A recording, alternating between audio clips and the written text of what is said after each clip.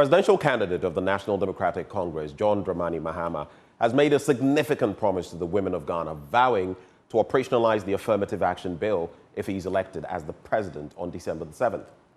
Speaking at the launch of the party's Women's Manifesto in Kumasi, the former president emphasized his commitment to promoting gender equality and increasing women's representation in politics. He stated that his administration would ensure that women held at least 30% of all political appointments, a move aimed at bridging the existing gender gap in Ghana's political landscape. Nana Bwachi Adam has more in this report. The National Democratic Congress, led by its presidential candidate, John Dramani Mahama, and his running mate, Professor J. Nano Pukwagyeman, alongside their executive members, launched the party's Women's Manifesto in Kumasi. Addressing the crowd, the former president emphasized his commitment to promoting gender equality and increasing women's representation in politics, stating that his administration would ensure that women hold at least 30% of all political appointments. We note the passage of the Affirmative Action Act, and we intend to fully implement it when NDC comes into office. We'll increase women's representation in parliament, in district assemblies, and in leadership roles across all sectors. We'll do this not only because it is the right thing to do, but also Ghana needs the best of its human resource to come on board. By operationalizing the Affirmative Action Bill, Act of 2024, we will ensure that women hold at least 30% of political appointments in 2025. Bedru 2028, it was said it drew 35%. Into anya say age na 30%. By 2028, it was said it drew 35%. And by 2030, I was say a year 50% of appointments must go to women. The former president charged supporters to intensify its voter education to reduce the number of spoilt ballots to be recorded in the December polls. Nipa bebre omo abato krata no essay if you say omu nim abanoto na me pesa me kache mu nyina NDC for Ashanti region bia say electoral commission emra no ema kwan say wunnim abato yi a wotimi de obi ka wo ho ekoto aba no enti say wunnim say na obeto aba na instead of say obekwa akotim na akosai no wotimi de wo ba ana webusuani bi eka wo ho no akọboa wo no ato aba no afi ye pese abato krata na essay no ye pese ekofom if you say emre bi yetimi to aba na abato krata essay ye no etimi ba third position NPP ni NDC etwemwa the next largest vote is spoiled ballot afi ye pese spoiled ballot no donso enti me pacho mko bebi a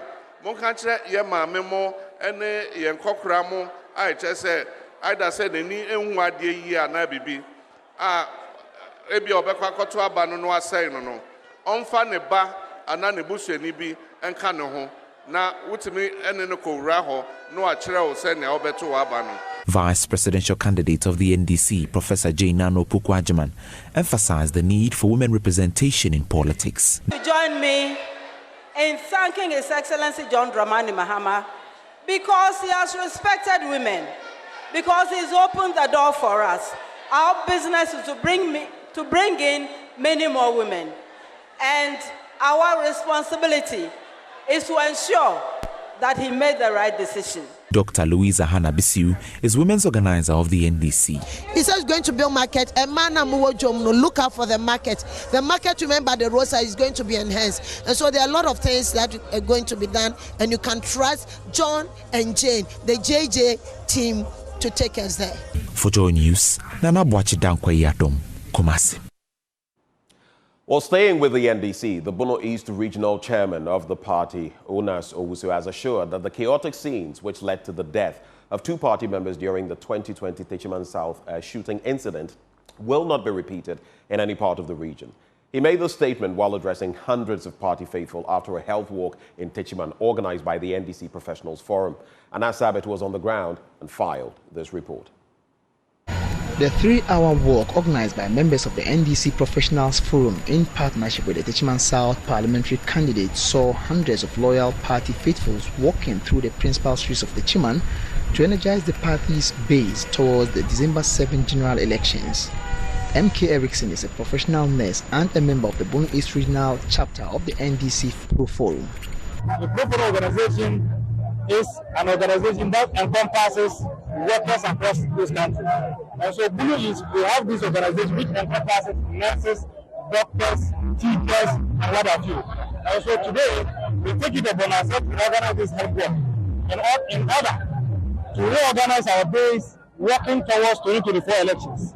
We are doing this to energize our base and tell the message of His Excellency John Dramani Mahama and that of Honorable Dr. Kusugaba, the parliamentary candidate for Techiman South. Secretary to the Bono East NDC Pro Forum Directorate, Bernard Latte, on his part, noted that there is a need for all professionals in the area to join the campaign trail to enable a change in the December polls. The campaign is for everybody, and all the health professionals are now part of the campaign in Techiman South. From today up to December 7th, everybody and every individual in the Techiman South constituency and in Ghana at large should embrace NDC. It has become attractive that almost everybody is willing to join. So we welcome everybody. We want everybody to be part of us. Regional chairman of the party, Owusu Yunas, popularly known as Chairman Yunas, has also been addressing the crowd here. On December 7th, all 11 seats, all people in the street are going to be voting for the National Democratic Congress, and that is what he calls the agenda 1111. However, Chairman Yunas is assuring the people of the constituency, South, and the region at large that what happened in 2020, shooting incident that killed 2 lives and left a couple of others injured, is not going to happen again. Chairman Yunas has been addressing the crowd here. We December 8, 2020. No, inshallah, I know we are going to take you. Even Bono East now, but we are new at that time. Come on, if we are telling the happening, how are you to now? Hanuma, you know what over here to my day. Now, what for house to house? You never tell it from. You couldn't be anything there. Constituency youth organizer of the party, Yusuf Amalu, admonishes non-residents of Techiman who have been illegally registered to stay away from participating in the December polls to aid the smooth running of the elections. And they are passing Profodi and the Obama Techiman Safwa, or Moon to about Techiman Safwa. You better register or Moon and make a decision. No, we are parliamentary candidate and from Techiman Safwa. A bright young Cassasso, decision, I was said. Omujame to Yabani, and the Sunday Mana, Omako Fasa for the Abano. I will for the Alba. Yadinaba, nearby the Church, out of Masafwa. Me, but I will follow Komutu Banofo. Monka Sanchomo, Yan Tenasi, Emma Obi free baby, Emma make a decision from my Yan Masafo. Yan Casa, your decision, I have to take your. So the health walk began here at the Techiman Valley Park through the principal streets of Techiman and then ended right here. The majority, almost 90% or more of the participants came to you from the Zongo LA Park for joining us. My name is Anas Sabit, report.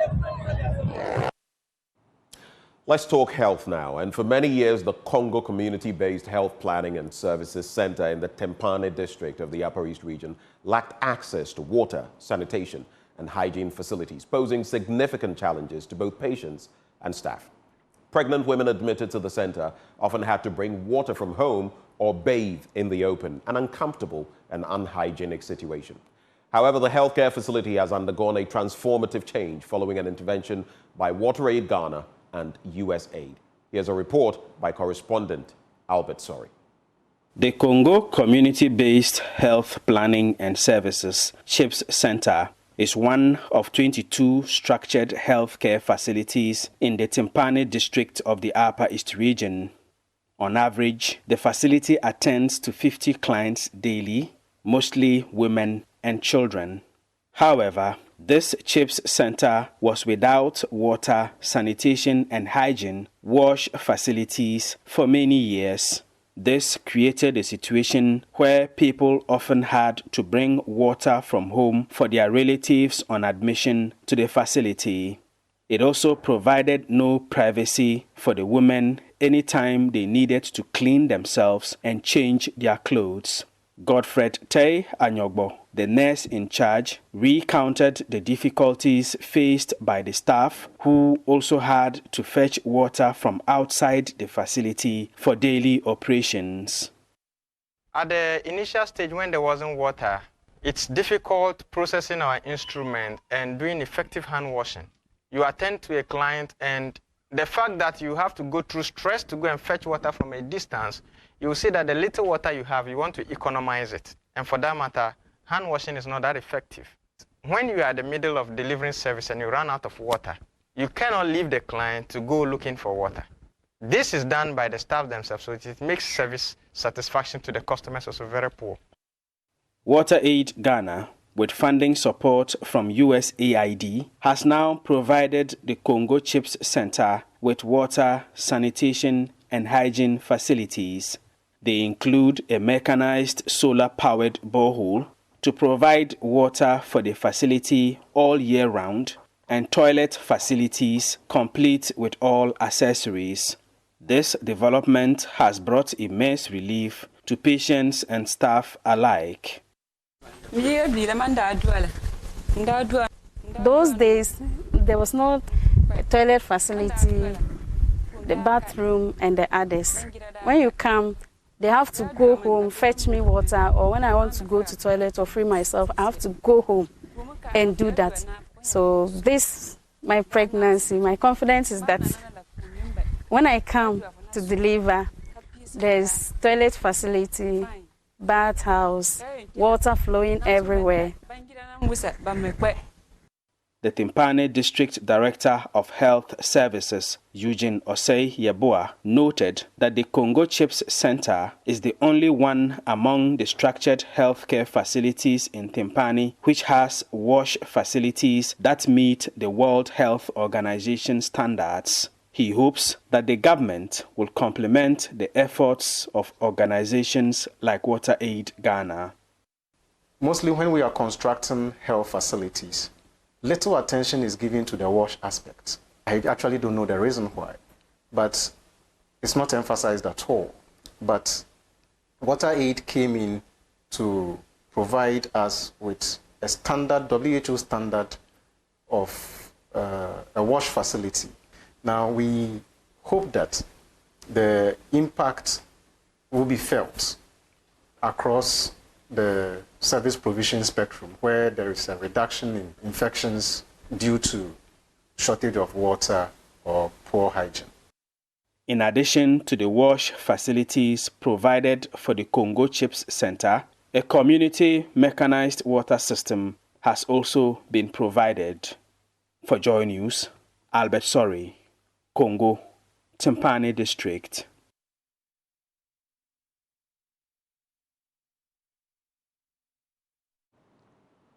In our next story, organized labor will today decide on whether to strike or roll out a series of protests as it stands its ground against President Akufo-Addo to declare a state of emergency on illegal mining.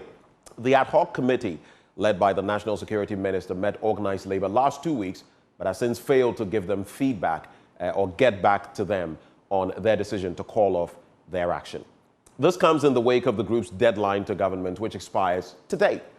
Several associations and unions had given their indication to protest by the end of this month if the president failed to declare a state of emergency against the continuous destruction of rivers and forest reserves by illegal miners. General Secretary of the Ghana National Association of Teachers, Thomas Musa, says organized labor is yet to receive an official response from government.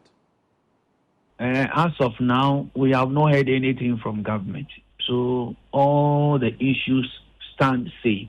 And it must be put on record that currently we are between life and death. And so tomorrow, organized labor will do the needful.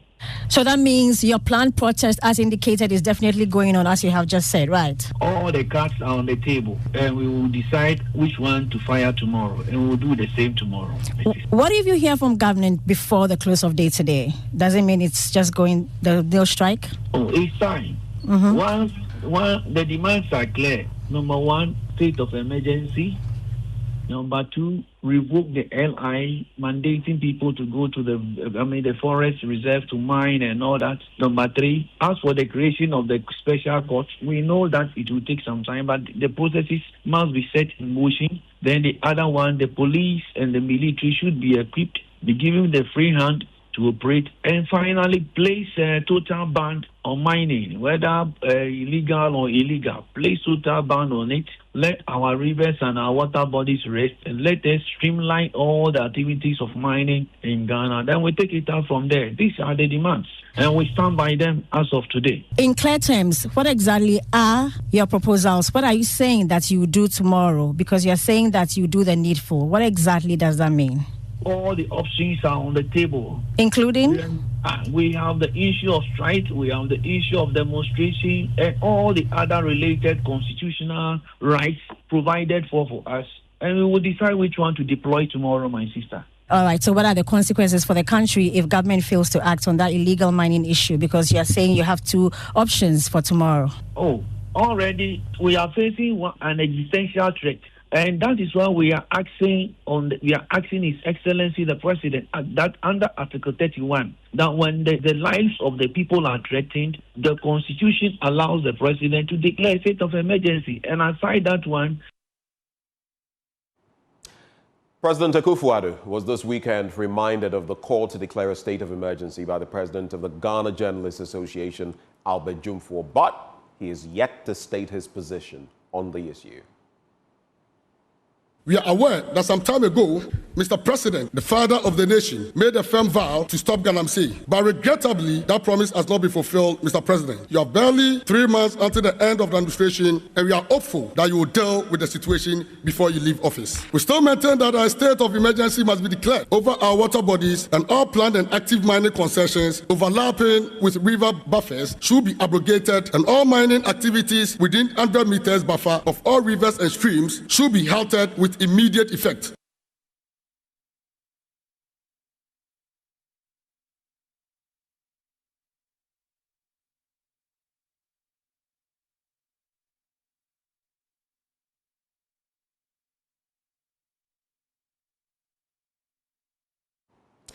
Now, with the deadline on government expiring in a few hours, key actors of the two major political parties have been flip-flopping on their commitment to fight illegal mining.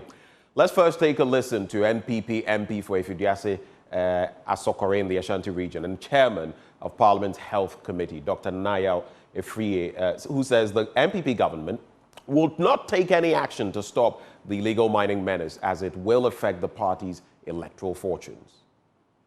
Who say we are winning the seats in the mining areas. They have seen that we are winning the elections, so they decided to import foreigners into our country and specifically instructed to mine in the water bodies. There hasn't been a water crisis in the country until a month ago. They trapped us into stopping illegal miners from engaging in galamsey. We won't stop them today or tomorrow. Is galamsey done in Accra? If they are men, they should come to Kumasi and hold their demonstration.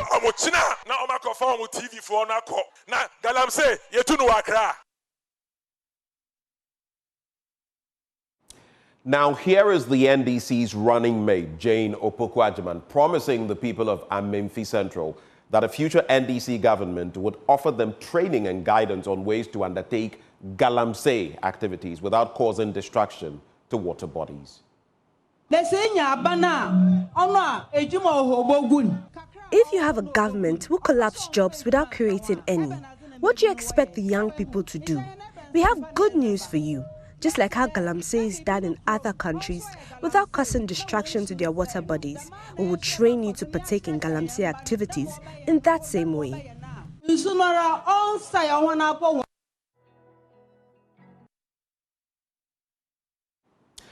time now for our business updates. Let's head into our first story.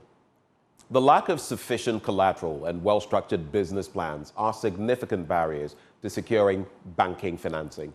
In an interview with Joy Business at the Oil and Gas Conference in Accra, Head of Energy and Infrastructure for West Africa at Stanbic Bank, Olukayode Aduloju, emphasized the crucial role banks played in providing financial support for both small and large-scale projects in Ghana's oil and gas sector. In terms of challenges that they're facing right now, one is typically the maturity that the banks ask for in terms of the company. So things like, audited accounts, and also some of the security that typically the banks ask for. So typically, unfortunately, when a local entity goes to a bank, some banks will ask for hard security such as properties and other assets, which unfortunately some of these companies can't actually provide. So that's a key challenge to that. And then also it's equity, right? So it's that equity capital and getting access to the equity capital, which is required for some of the larger projects, which also provides banks with comforts. Now, despite many rumors, CalBank has denied sacking some executive directors and board members as part of efforts to correct previous impairment issues. This was contained in a statement issued by the bank yesterday. George Weafe has the rest of the story. CalBank in the statement maintained that these changes undertaken were as a result of ongoing restructuring efforts and not part of measures to deal previous impairment challenges. It added that these changes were necessary because the directors in question had concluded their tenure. However, the necessary changes were not effected because of an injunction by one of the shareholders of the bank. CalBank revealed that it is hoping to replace these directors at an extraordinary general meeting that will be held in the coming weeks. CalBank again revealed that a significant portion of the challenges that faced the bank was legacy-related, which the current board has worked to address. It also added that the recent financial results showed that the bank has been posting some strong numbers.